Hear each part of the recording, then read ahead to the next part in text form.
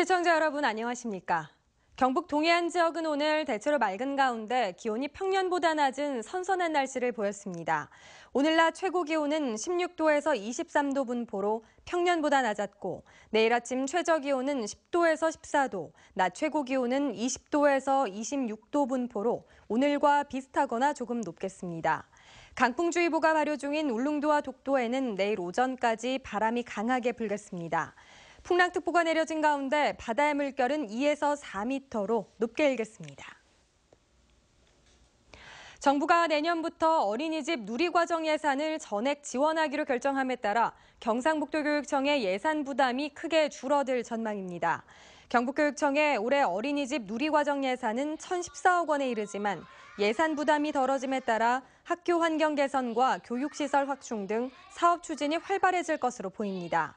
누리과정 예산은 박근혜 정부 때 예산 부담 주체를 두고 중앙정부와 지방정부 간의 큰 갈등을 빚었고 이 과정에서 일선 학교와 학부모들이 피해를 보는 등 무리를 빚었습니다. 통계청에 따르면 지난 3월 경북의 출생아 수는 1,700명으로 1년 전보다 300명 줄었고 올 1분기 누적 출생아 수도 5,000명으로 지난해 같은 기간에 비해 700명, 12.3% 감소했습니다. 전국적으로도 1분기 누적 출생아가 지난해보다 12% 감소했는데 통상 1년 중 1분기가 출생아 수가 많다는 점을 고려하면 올해 전체 출생아 수는 역대 최소인 30만 명대로 떨어질 것이란 우려가 나오고 있습니다. 포항의 모 대학 교수가 수년간 대학원생들의 인건비 일부를 챙겼다는 의혹이 제기돼 대학이 진상조사에 나섰습니다. 대학 측은 모 학과 A 교수가 함께 연구해온 대학원생 제자들의 인건비 가운데 일부를 반납금 명목으로 챙겼다는 제보를 받고 확인 조사에 들어갔다고 밝혔습니다. 일부 학생들의 반납금 봉투에 적힌 액수만 수년간 5천만 원이 넘는 것으로 전해졌습니다. 대학 관계자는 학생들이 학교에 알리지 않아 뒤늦게 알고 사실관계를 확인하기 위해 감사를 벌이고 있다며 감사가 끝나야 정확한 진위를 알 수 있다고 말했습니다.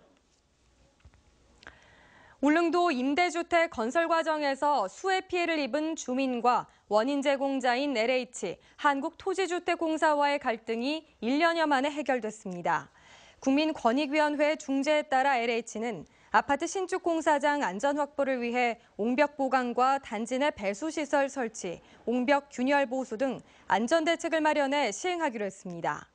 지난해 8월 집중호우 때 울릉초등학교 뒤쪽 주택 10여 채가 아파트 건설 현장에서 흘러내린 빗물과 토사에 잠겨 부서지는 등 큰 피해를 입었습니다.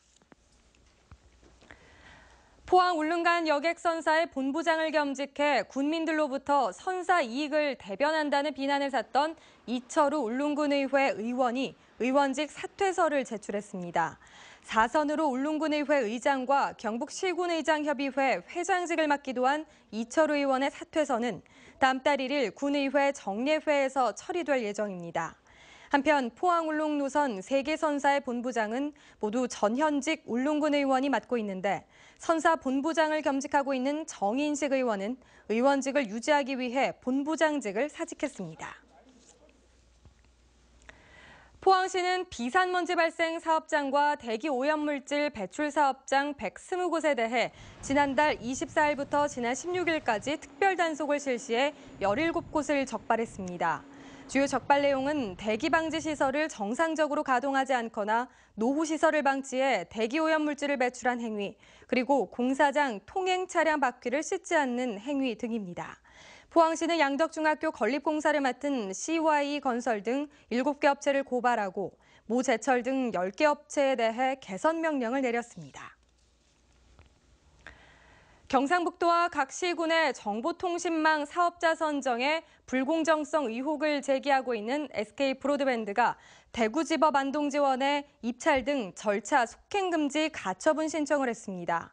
SK브로드밴드는 LG U+와 함께 경상북도가 KT에 유리하게 절차를 진행하고 점수를 배정했다며 항의하고 있지만 경상북도는 법적으로 문제없다며 예정대로 진행한다는 입장입니다. 이번 가처분 신청이 받아들여지면 사업자 선정 절차에 차질이 불가피한데 6월 1일 신문 기일이 잡혔습니다. 포항 영일대 해수욕장이 지난해보다 10일 늦은 다음 달 17일에 개장합니다.